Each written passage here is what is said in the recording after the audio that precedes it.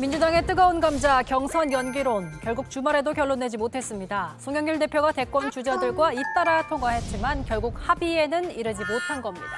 앞서 송 대표와 대면 면담한 최문순 강원지사에 따르면 일단 원래대로의 무게를 실은 모습입니다. 일정을 예정대로 가는 걸로 결심을 하고 계신 거 아닌가 이런 느낌을 받았습니다. 결국 내일 의원총회를 또 열기로 했는데요. 연기 불가 이재명계와 연기하자는 이낙연 정세균계 벌써부터 불꽃이 튑니다. 민주당 당원을 보면 대통령 후보자 선출은 선거일 전 180일까지 해야 한다. 다만 상당한 사유가 있을 땐 당무위원회 의결로 달리 정할 수 있다고 되어 있습니다. 핵심은 상당한 사유. 경선 연기파는 코로나19 상황 등이 그 상당한 이유라는 입장입니다. 현재 상황을 보면 코로나 사태도 그렇고 상호 경쟁을 하는 거기 때문에 그런 차원에서 보면 진지한 고민이 필요하다. 현재 생각하고 있는 것보다는 좀 연기하는 것이 바람직하겠다고 하는. 경선 연기 반대파 이재명계 김병욱 의원은 당원에서 규정한 상당한 사유는 상식적으로 선거가 불가능할 정도로 무거운 사안일 때라고 했는데요. 특정 후보의 유불리가 분명한 사안에 대해 과열된 논쟁을 할 경우 정권 재창출을 위한 원팀을 만들기 어렵다고 덧붙였습니다. 내일 열리는 의원총회에선 경선 연기 진통을 끝낼 수 있을까요? 두 번째 주제는 민주당의 경선 연기론 정면 충돌입니다. 앞서 이제 윤석열 전 총장 얘기가 많았는데 이번엔 민주당 얘기입니다. 김종민 의원님에게 먼저 여쭤볼까요? 상당한 사유가 있어야 당무위원회 의결로 경선을 연기할 수 있다가 민주당의 당원인데 상당한 사유가 있다고 보십니까? 지금 이제 이 당규가 꽤 오래됐어요. 이 당규가 있은 이후에 180일 전에 한 적도 있고 후에 한 적도 있습니다. 그때마다 이제 지도부에서 판단한 거고 2016년에는 이 당규 하에서 지금 이제 문제가 당사자 아닌 이재명 후보가 당시에 경선을 미루자 이렇게 주장을 했었어요. 예. 그래서 그러니까 이거는 매번 이제 토론이 돼 왔는데 결국은 이제 얼마나 경선 일정 조정에 이제 사유가 되느냐 이건데 지금은 이제 크게 보면 이런 겁니다. 쫓아가는 사람이 내가 쫓아가기 위해서 좀 기회 달라. 이거는 상당한 사유라고 볼 수 없죠. 너무 이제 유불리가 한쪽에 기우는 거니까. 그런데 이런 거예요. 우리가 저쪽 당하고 경쟁을 하는데 우리가 먼저 해버리고 저쪽 당이 한 2달 있다 해가지고 저쪽 당이 이른바 컨벤션 효과를 누린다. 그런 대선에 불리하다. 뭐 이런 거는 한번 토론해 볼 가치가 있고 가장 저는 본질적인 거는 이런 거죠.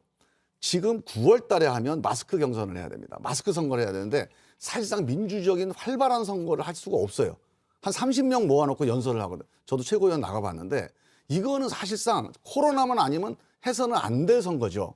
그런데 코로나가 계속된다면 우리가 앞뒤 뭐 판단할 필요가 없는 건데 10월 달쯤이면 집단 면역이 돼서 11월에는 아예 완전히 자유로운 선거가 가능할 수도 있거든요. 그러면 이거에 대한 판단을 한번 해봐야 된다. 이게 지금 문제의 초점이죠. 코로나 때문에 상당한 사유가 될 수도 있다라는 게 이제 김종민 의원님 말씀인데 이건 사실 정상 선거. 민주당에서도 뭐 여러 의견이 있기 때문에 지금 민주당의 공식 입장이라고 볼 수는 없고 민주당 쟁점이라는 중에서 거죠, 이게. 경선 연기를 주장하는 의원님의 입장이었습니다. 그죠? 예. 아무튼 이제 아까는 이제 윤석열 전 총장 얘기여서 그랬는데 이제 다른 당 얘기지만 의견을 말씀해 주시면. 상당한 사유면은 뭐 말랑말랑한 거죠. 진짜로 바꾸기 곤란한 거는 불가피한 사유가 있으면 아니면은 뭐 그대로 진행하기 불가능한 사유가 있으면 뭐 바꿀 수 있다. 이런 건 사실 좀 곤란해요. 정말 뭐 큰 천재지변이 있지 않으면 어려우고 상당한 사유 하면 보통 뭐 좀 유인한 거예요. 예. 그러니까 문구대로 해석을 한다면. 예. 근데 사실 우리 지금 우리가 해마다 경제가 좋아져도 계속 추경을 하잖아요. 근데 국가재정법상에는 뭐 대규모 자연재해가 있거나 뭐 전쟁이 있거나 이러는데도 하는 거거든요. 상당한 사유면 얼마든지 할 수 있는 건데 문제는 이제 관전자 입장에서 우리 당 입장에서 볼 때는 이게 민주당에서 결국은 후보의 이 승부가 여기 분기점이다. 라는 생각이 드는 거예요. 그러니까 이재명 지사가 경선 연기론 받아주게 되면은 한번 꺾일 거예요. 그리고 그렇지 않고 연기 안 하고 계속 하게 되면은 후발주자들이 그 뒤집기 어렵다고 보여지고. 근데 어느 쪽으로든 결론은 나야 될 텐데 우리 당도 고민이지만 어느 쪽으로 결론이 났을 때 후유증이 있느냐 없느냐가 아마 또 큰 문제일 거예요. 그걸로 인해서 분열이 생기느냐 안 생기느냐. 어느 쪽 결론 나도 불만 세력은 반대편은 불만 세력이 있는데 그래도 이제 이게 이렇게 해서 가느냐 아니면 거기서 파열음이 생기느냐. 우리 당도 뭐 앞으로 그런 일이 생길 수도 있겠지만. 예, 두 분이 이제 예상을 하시면 정확한 말씀입니다. 예, 이재명 지사가 이거 받아들일까요? 지금까지는 계속 아닙니다. 지금으로서는 뭐 이재명 지사는 강력하게 이제 안 된다라고 주장을 하고 있죠. 근데 저는 이제 이렇게 봐요. 이제 그 이재명 지사 주장이 받아들여서 그냥 현행대로 갈 수도 있고 9월 달에 할 수도 있고 아니면 이재명 지사가 과감하게 뭐 통 크게 결단을 해서 뭐 일정 조정을 할 수도 있어요.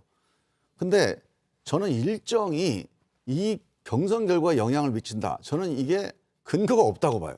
사실 제가 보기에 시험 날짜가 좀 미뤄진다고 해서 그 몇 년 동안 공부했던 평소 실력이 달라지는 게 아니거든요. 그리고 2달 미뤄지면 성적 나쁜 애들만 열심히 공부하는 게 아니에요. 그 성적 좋은 애들도 또 열심히 공부하기 때문에 저는 이게 큰 차이는 없다. 뭐 기세라는 약간은 좀 막연한 그런 점은 있지만 그래서 저는 이재명 지사가 이거를 받든 안 받든 이게 결과에 영향을 미치는 건 심각한 건 아니다. 그냥 우리가 좀 약간 막연한 걱정 같은 건 있을 수 있겠죠. 근데 예를 들면 이걸 받았을 때 아까 얘기한 대로 추격을 허용할 수도 있겠다 이런 우려도 있지만 또 한편으로는 이재명 지사에 대한 당 안팎의 우려가 있잖아요. 근데 이쪽 이른바 친문 지지자들 당원들이 야 이재명 지사가 저렇게 뭔가 자기를 좀 내려놓고 하는 뭐 통큰 모습을 보여주고 명분이 생기니까 만약에 이재명 지사 당선된다면 경선된 이후에 이재명 지사를 돕는 그런 결속력은 훨씬 좀 커질 거라고 봅니다. 그러니까 이재명 지사가 지금 말씀하신 것처럼 통큰 결단으로 흔히 이제 보수 진영에서 말하면 6.29 선언하듯이 자기를 그냥 완전히 내려놓고서 받아들인다면은 그 기가 꺾이는 게 약간 상쇄될 수도 있는데 결국은 당내에서 뭐 의원총회를 하든지 당무위원을 하든지 아니면 전당원 투표를 해가지고 이 연기가 결정되면은 뭐 그런 건 기시가 심각하죠. 꺾이는 거지만은 이 민주당 이 바깥의 여론은 이재명이 앞서 있지만 민주당 안에는 반 이재명이 다수네. 이걸 확인하게 되는 결과가 되기 때문에 그걸 확인하기가 싫을 거예요. 그렇죠. 싫고 근데 그 과정에서 또 계속 버티는 과정에서 지금까지는 앞선 주자니까 여유가 있어가지고 여유 있게 대해 왔는데 그 연기를 안 받아들이는 과정에서 점점 이렇게 게이지가 올라가가지고 예. 이 지사가 좀 오버하는 게 나타나면 그 페이스 잃는 거죠. 그걸 후발 주자들이 노리는 측면도 있다고 보여집니다. 근데 지난번에 2016년도에요. 그래서 추미애 대표 있을 때 이제 대선 경선 주자들 간의 일정 문제, 방식 문제, 결선 투표하자 이런 논란이 많았어요. 근데 그 당시에 1등을 하던 문재인 후보가 거의 다 받아줬습니다. 근데 그래서 무슨 순위가 바뀌었냐? 안 바뀌었어요.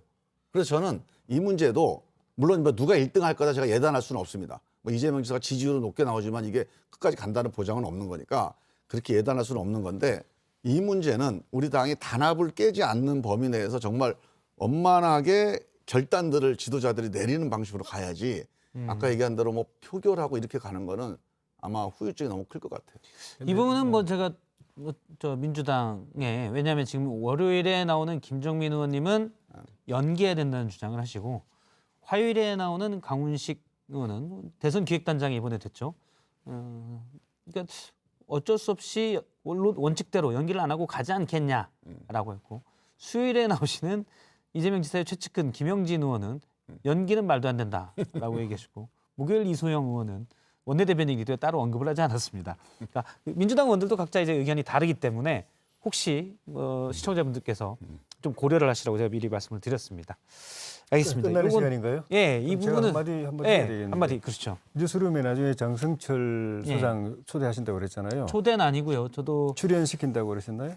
나온다고 했는데 그게 이제 예. 연결로 나올 수도 있습니다. 예, 그 화일 꼭 보여달라고 그랬어요. 안 보여주고 하면은 진정성이 의심받습니다. 장성철 자기- 소장이요. 예, 이게 안 보여주고 계속 이렇게 변죽만 근데 올리면은 그러면 그 연기만 약간 피우고 법적으로 하면은 문제되지 않을까요? 그 의혹을 공개하면? 이야기하지 말아야죠. 그러면은. 근데 그 의혹에 대한 그런 자기 거 이야기할 자신 없으면 평가인데 공개하지 말아야죠. 아니, 의혹을 공개한다 그러면 그건 상당히 그건 위험한 건데. 하나씩 이야기하고 있잖아요. 뭐 언제 안에 있는 걸 갖다 보여만 안 줄 뿐이지 내용을 다 이야기 하나씩 까고 있잖아요. 뭐 4월에 뭐 만들어졌니, 예. 6월에 만들어졌느니 그 결국 다 내용 보여주는 거나 마찬가지이기 때문에 그런 식으로 하면 그거는 비겁합니다. 그리고 그렇게 되면 그 김정은 최고위원이 아군에 터진 수리탄이라고 그러는데 아군이란 것도 의심받을 수 있으니까 예. 본인도 앞으로 계속 이런 활동 계속 하고 싶으면 책임 있는 행동을 해야지. 그런 식으로 하면은 그 문제가 커집니다. 예. 그러니까 일단 장성철 소장은 예. 이제 연결로 예. 직접 스튜디오에 나오는 건 아니고요. 예. 연결로 봤던 얘기들을 할 예정입니다. 예. 예, 그거는 뭐 언론사에서 누군가 중요한 문제 제기를 던졌기 때문에 그걸 얘기하고 나중에 그 파일이 뭔지 누가 어떤 의도로 만들었는지에서는 또 이제 추가로 계속 검증해야 될 그럼 문제가 페이스북에 되겠죠. 올려도 되고 뭐 사진 찍어 올려도 되고 아니면 그 기자들한테 이렇게 배포해도 되고 얼마든지 할 수 있는 거니까 예, 그거부터 하고 나서 이야기해야 그때부터 이게 진실성이 있지 안 그러면 플레이하는 걸로 보입니다. 알겠습니다. 예. 마지막은 조혜진 의원님이 하셔야 되기 때문에 예. 그만. 저 다음에 알겠습니다. 네, 오늘 두 분과 함께 여기까지 얘기를 나눴습니다. 고맙습니다. 예, 고맙습니다. 감사합니다.